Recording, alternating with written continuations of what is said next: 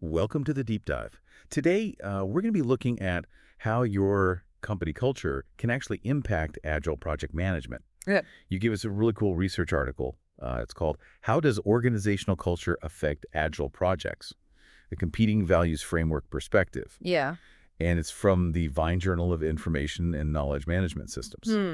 So we're going to be kind of breaking down the key findings and then trying to figure out how all the different types of cultures that are out there can either help or, maybe even hinder Agile success. Yeah, it's a great study, and I think it'll be really relevant to, your interests Yeah, for in sure. agile methodologies. So before we dive into the specifics of the research, let's just make sure we're all on the same page. Okay. When we say Agile, what are we actually talking about? So at its core, agile is a project management philosophy that's based on, flexibility and collaboration and continuous improvement. Right. The Agile Manifesto actually outlines 4 core values: individuals and interactions over processes and tools working software, over comprehensive documentation, customer collaboration, over contract negotiation, and responding to change over following a plan.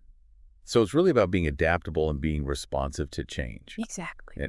And it's interesting because the research talks about these two different streams of Agile. Mm, There's a social stream, and then there's a technical stream. okay. Can you kind of explain those a little more? Absolutely. So the social stream focuses on the people-centric elements Right. of Agile. So Okay. you're talking teamwork, communication, that ability to adapt quickly. Mm. The technical stream, as you might guess, is more about the technical processes Right. involved. Okay. So things like, coding, testing, Yeah. and deployment.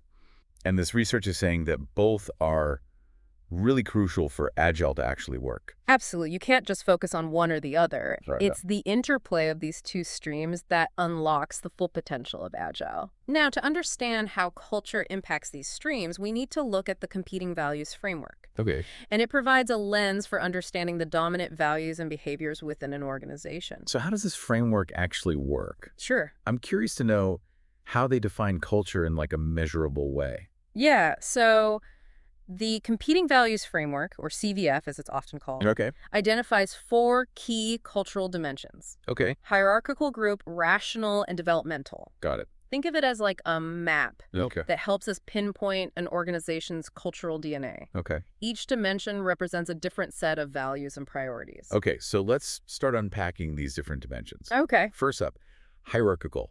And the research kind of hints that this is where Agile might encounter some roadblocks.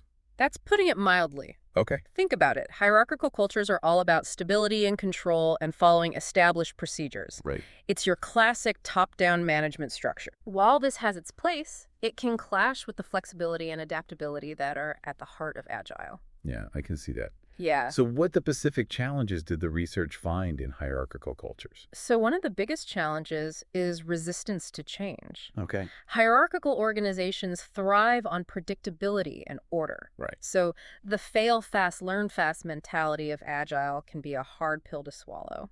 And it's not just about individuals resisting, right? It's like the entire organizational structure is often set up in a way that reinforces that resistance. Exactly. Yeah. The research points out that rigid structures, formal communication channels, and a lack of transparency can make it really difficult Yeah. for Agile teams to self-organize and respond to changes quickly. Yeah. I mean, if you're constantly waiting for approval from higher ups, Right. it stifles the agility that Agile is supposed to bring. So it's like trying to run a sprint in a bureaucratic maze. Exactly. But even with all these challenges, the research did offer a glimmer of hope for these hierarchical organizations, right? It's not a lost cause. Absolutely not. The research found that even hierarchical organizations can find success with Agile Okay. if they focus on a couple of key things. Okay. First, top management buy-in is crucial. Okay. If leaders understand and champion Agile principles, Right. it can trickle down and create a more receptive environment. So it sounds like even in a hierarchical culture, leadership can play a huge role in creating a more Agile-friendly environment. Huge. What else did the research suggest? The other key factor is transparency. Yeah. In hierarchical cultures, information is often closely guarded. Hmm. But Agile thrives on open communication and shared knowledge. Right, because if teams don't have access to information across different departments, Exactly. it creates silos and slows everything down. Exactly. So even if you're in a hierarchical organization, Yeah. there are steps you can take to make Agile work. Yep. Fostering open communication from leadership down Yeah.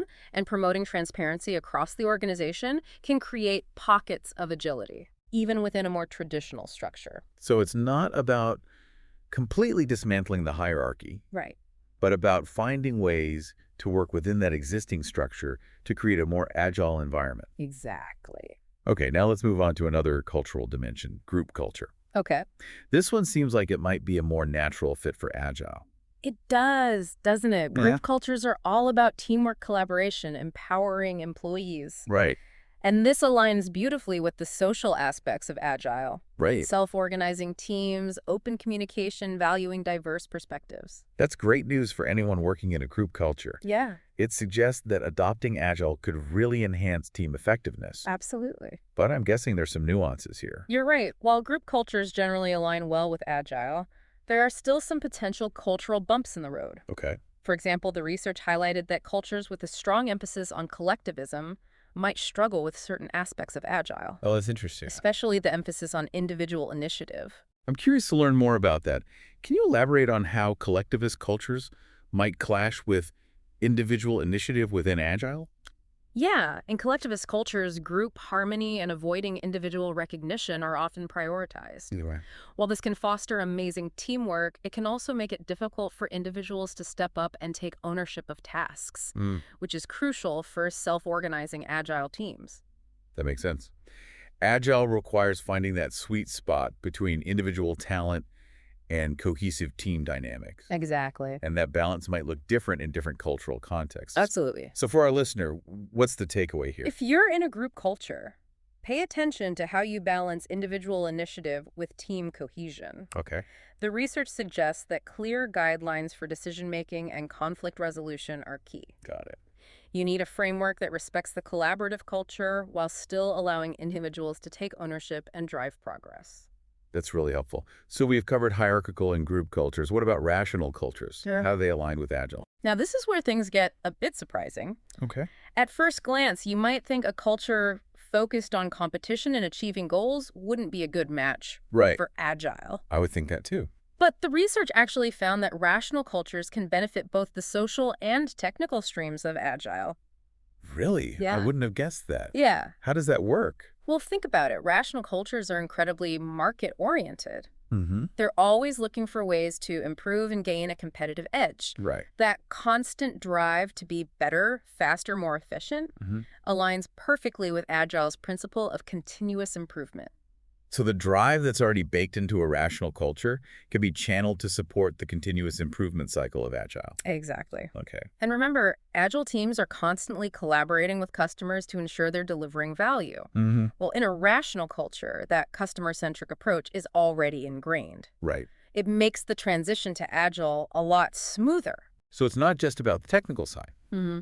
The market focus in a rational culture actually strengthens those collaborative aspects of Agile as well. Exactly. That's a really interesting point. Yeah. What else stood out to you from the research about rational cultures? The research also found that rational cultures tend to be very data-driven in their decision-making. Okay. They track progress, identify bottlenecks, and make adjustments based on evidence. Mm-hmm.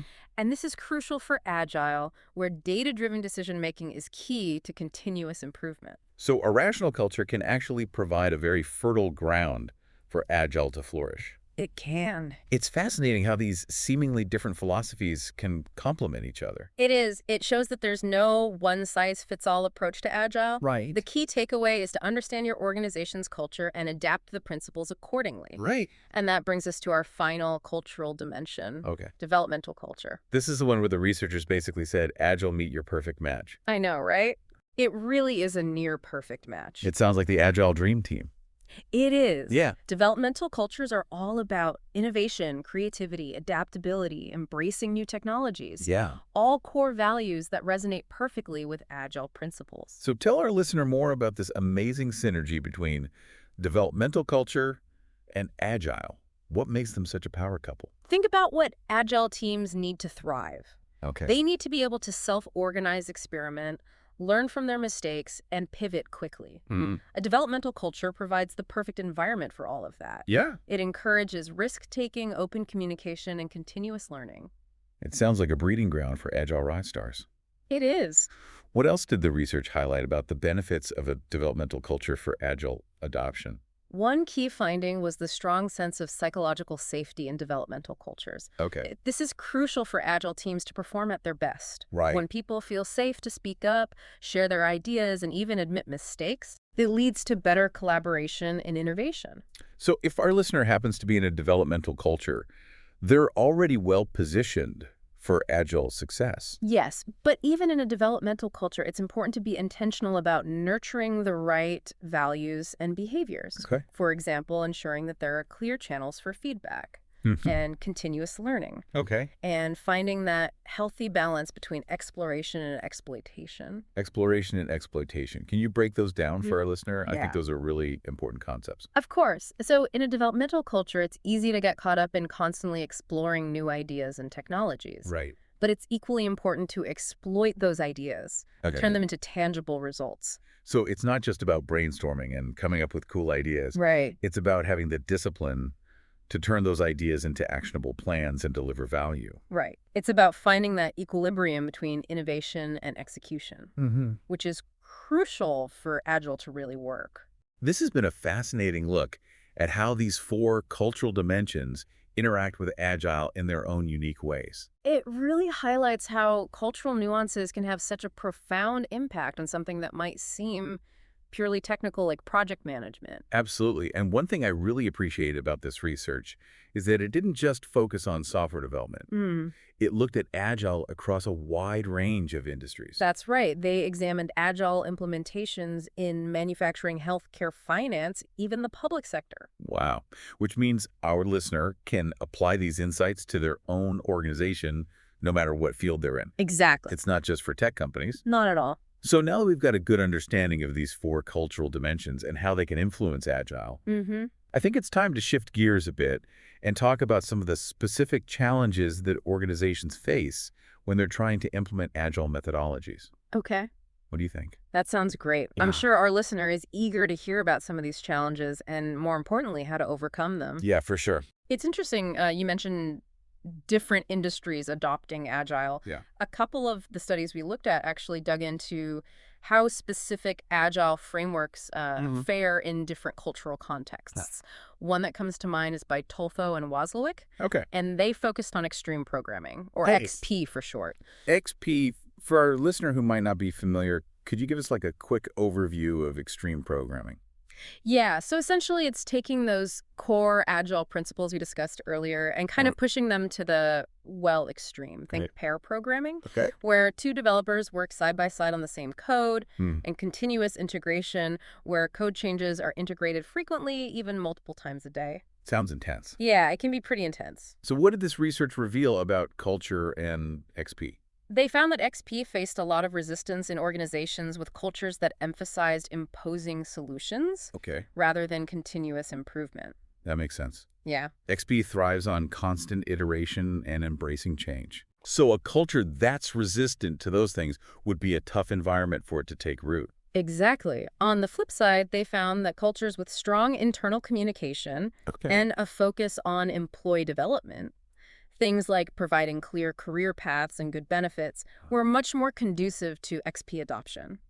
So even within the Agile world, different frameworks might thrive in different cultural contexts. It's like finding the right soil and climate for a particular plant to flourish. That's a great analogy. And I think what's really valuable about this research is that it moves beyond just saying culture impacts Agile. Right. It identifies specific cultural elements, both positive and negative, Right. that can make a real difference in how well Agile is adopted. It's those specifics that can give our listener a real roadmap, right? Things to look for and address within their own organization. Absolutely. It's about actionable insights, not just abstract concepts. Right. Another study that dives into specifics is one by Gupta George and Shia They use the CVF lens to examine how specific cultural traits within IT departments impact Agile, Okay. particularly the Scrum framework. I remember that one. Didn't it find some interesting connections between the CVF dimensions and how teams actually implemented Scrum practices? Yeah. Like daily stand-up sprint reviews and retrospectives? Yes, it's a great example of how culture shapes behavior. Mm-hmm. For example, in a hierarchical culture where control and sticking to process are paramount, Right. teams might struggle with the self-organizing aspects of Scrum. I can imagine those daily stand-ups turning into formal reporting sessions with a Right. lot of emphasis on what's been done rather than open collaboration and problem solving. Exactly. And retrospectives, which are designed to be a safe space for honest reflection. Hmm. And figuring out areas for improvement could easily devolve into blame sessions rather than opportunities for learning. Which would totally defeat the purpose. It really highlights how a mismatch between the culture and the Agile methodology can actually undermine the very principles they're trying to implement. It's a critical point this research emphasizes that it's not just about being agile. Right. It's about being agile in a way that aligns with your existing cultural context. Right. It's about understanding those potential friction points Okay. and finding ways to adapt. You know, this brings up a question that I've been thinking about. Okay. We've been focusing a lot on how an organization's culture impacts Agile. Mm-hmm. But what about the other way around? Can Agile impact the culture? That's a fantastic question, and it's one that several of the studies we looked at touched upon. Yep. There's a growing body of research suggesting that when Agile is implemented effectively, it can actually drive cultural change within an organization. So it's not just a one-way street. Agile can actually be a catalyst for evolving a culture to be more collaborative, innovative, and customer-centric. Right. It's almost like a feedback loop. The culture influences how Agile is adopted, and then the Agile practices, in turn, can influence and reshape the culture over time. One study that comes to mind is by Nold and Michel. Yeah. While they weren't specifically looking at Agile, they developed a model for corporate agility that highlighted this interconnectedness of culture, systems, and leadership. Yes, their model is incredibly relevant to our discussion. They found that organizations that successfully become more agile tend to have a few key things in common. Right. First, leadership that actively champions change. Okay. Second, systems in place that support flexibility and responsiveness. And, of course, a culture that embraces experimentation and continuous learning. That's a great example of how Agile can be a catalyst for positive cultural change. It is. And it reinforces the idea that leadership plays a crucial role in this transformation. Absolutely. It's not enough to just do Agile. Right. Leaders need to truly understand the principles, model the desired behaviors, and create an environment that supports Agile ways of working. And for our listener, I think another key takeaway is that this cultural shift doesn't happen overnight. Right. It's an ongoing process, a journey of continuous learning and adaptation. Right. And it's a journey that will look different for every organization. There's no one-size-fits-all approach to Agile transformation. Now, speaking of different journeys, I'm curious to dig into some of the specific challenges that organizations often face when trying to implement Agile. Okay. The research highlighted several common roadblocks, didn't it? It did, and many of them directly relate to the cultural dimensions we've been discussing. Okay. Resistance to change, for example, which we know is common in hierarchical cultures, was a recurring theme. That's not surprising. People naturally resist change, especially if they feel like they're losing control or that their established ways of working are being threatened. Exactly. And this resistance can manifest in a lot of ways, Okay. from passive-aggressive noncompliance to outright sabotage of Agile initiatives. Yikes. Yeah. That sounds unpleasant to say the least. Yeah. So what can organizations do to overcome this resistance? Communication is key. Okay. Leaders need to clearly articulate the why behind the Agile transformation. Okay. It's not enough to just say, we're doing Agile now. Right. They need to paint a picture of how Agile will benefit the organization, Exactly. the teams, and the individuals. Right. And they need to involve people in the process. Okay. Instead of dictating change from the top down, create opportunities for people to provide input, Okay. share their concerns, and feel like they're part of the solution. That makes a lot of sense. People are much more likely to embrace change if they feel like they've had a voice in shaping it. Absolutely. And training is also crucial. Okay. You can't just throw people into the deep end of Agile and expect them to swim. Right. They need to understand the principles, the practices, and how to use the tools. It's like learning a new language. Exactly. You need some basic vocabulary and grammar before you can start having conversations. I like that analogy. And just like learning a language, Agile adoption takes time, patience, and a willingness to make mistakes along the way. Another challenge that came up in the research was lack of management support. We touched on this a little bit earlier. Yeah. But it's worth emphasizing how crucial it is for leaders to be actively involved in the Agile transformation. It's absolutely essential if leaders aren't on board. Right.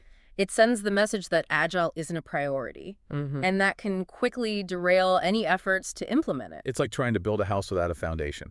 Exactly. It's just not going to work. Right. Leaders need to walk the walk, not just talk the talk. Right. They need to demonstrate their commitment by providing resources, removing roadblocks, and most importantly, modeling the Agile values and behaviors themselves. And I think another challenge for a lot of organizations is finding that right balance between Agile and existing processes and structures. Yeah. It's not always about throwing out the old and bringing in the new wholesale. You're absolutely right. It's more nuanced than that. Okay. Sometimes it's about figuring out how to integrate Agile principles into existing workflows. It's like adding a new spice to a familiar recipe. You don't want to completely change the flavor, just enhance it. I love that. Yeah. And this is where things can get tricky. Okay. It requires careful planning communication Right. and a willingness to experiment and adjust as you go. And it might mean challenging some long-held assumptions about how things should be done. For sure, Agile is all about challenging the status quo, finding better ways to work, and delivering value faster. Speaking of value, another challenge that often pops up is measuring the success of Agile transformations. It's not always easy to quantify the benefits. You're right. It's not always as simple as pointing to a spreadsheet and saying, look, our productivity went up by X%. Right. Agile is about so much more than just numbers. Exactly. It's about improving collaboration, communication, customer satisfaction, things that can be harder to measure. Exactly. That's why it's important to identify the right metrics for success. Okay. Metrics that align with the organization's overall goals and values. So it's about finding those indicators that tell a story, that paint a picture of how Agile is impacting the organization in a positive way. Yes. It might be things like increased customer satisfaction, faster time to market, improved employee morale, or even a reduction in the number of meetings. The key is to choose metrics that are meaningful and relevant to the organization's specific context. Absolutely. And it's important to track those metrics over time. Okay. See how things are trending and make adjustments as needed. Remember, Agile is all about continuous improvement. This has been a really insightful discussion about the challenges of implementing Agile. Yeah. It's clear that it's not always a smooth ride, Right. and that there are many factors to consider, but it sounds like the potential benefits are significant. They really are. And even if the journey is bumpy at times, the destination is well worth the effort. Yeah, it really does feel like those benefits of becoming a more agile organization outweigh the challenges. It makes me think about something you said earlier about how Agile is really all about embracing change.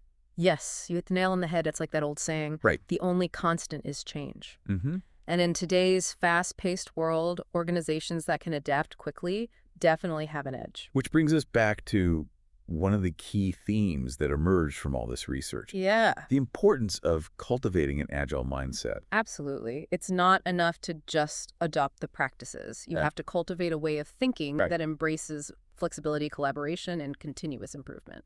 And that mindset shift needs to happen at all levels of the organization. Yes. Starting from the top. I completely agree. Leaders need to set the tone, model the behaviors, and empower their teams to really embrace Agile principles. I'm reminded of a study by Sheffield and Lemaitre, where they looked at factors contributing to successful Agile projects. They found that the experience level of the team was a key predictor of success. Now, that's interesting. Why do you think that is? Well, it makes sense when you think about it. Experienced Agile practitioners have not only mastered the practices, they've also internalized the mindset. They know how to navigate those inevitable challenges and keep things moving forward. I see what you mean. It's like the difference between someone who's read a book about surfing and someone who's actually ridden a wave. The theoretical knowledge is important, but the real learning happens when you're out there experiencing it firsthand. That's a perfect analogy, and Yeah. it highlights how important it is for organizations to create opportunities for their people to get that practical experience with Agile. It could Mhm. be through pilot projects, Right. workshops, or mentoring programs. The key is to create a safe space for experimentation and learning, where Yes. people can try new things, Yes. make mistakes, and learn from those experiences. Exactly. And this ties back to what we talked about earlier, the Mhm. importance of psychological safety. Right. When people feel safe to take risks, they're more likely to innovate and come up with creative solutions. It sounds like it's not just about having the right tools and processes in place. Right. It's about creating a culture where people feel empowered to think differently Mm-hmm. and challenge the status quo, Exactly. which makes me think about the competing values framework again. Okay. We've talked about how each of those cultural dimensions can impact Agile in different ways. Mm-hmm. But could there be a way to combine the best of each culture Yeah. to create a truly amazing Agile environment? That's a fascinating question. Yeah. Just imagine a culture that embraces the structure and efficiency of a hierarchical culture, Okay. the teamwork and collaboration of a group culture, Yeah. the market focus and drive for results of a rational culture, Mm-hmm. and the innovation and adaptability of a developmental culture. It sounds pretty unstoppable, right? It does, doesn't it? Like the ultimate Agile powerhouse. It does, and it's not as far-fetched as it might seem. Really? There are organizations out there that are finding ways to blend elements of these different cultures Okay. to create truly agile and high-performing work environments. So for our listener, the challenge isn't just to figure out what their dominant culture is, Right. but to think about how they might be able to cultivate elements of the other cultures Mm-hmm. to create a more balanced and agile ecosystem. Exactly. It's about finding that sweet spot, Mm. that unique blend of cultural ingredients that will allow Agile to truly thrive in their organization. And it's important to remember that culture isn't static. Right. It's something that can be shaped and influenced over time, Mhm. even through small everyday actions. That's such a crucial point. Every interaction, every decision, every initiative can play a role in creating a more agile and adaptive culture. Well, this has been an incredibly insightful deep dive into the world of Agile culture. It has. We've explored the complexities of Agile, Mm. the different cultural dimensions that impact its success, Right. and the challenges and opportunities that come with Agile transformation. Absolutely. And hopefully we've given you, the listeners, some valuable insights and tools to help you navigate your own Agile journey. We certainly hope so. So to our listener, we encourage you to keep learning, keep experimenting, and keep challenging the status quo. Yes. And remember, the most important ingredient in any Agile transformation is a willingness to embrace change and continuously improve. Until next time.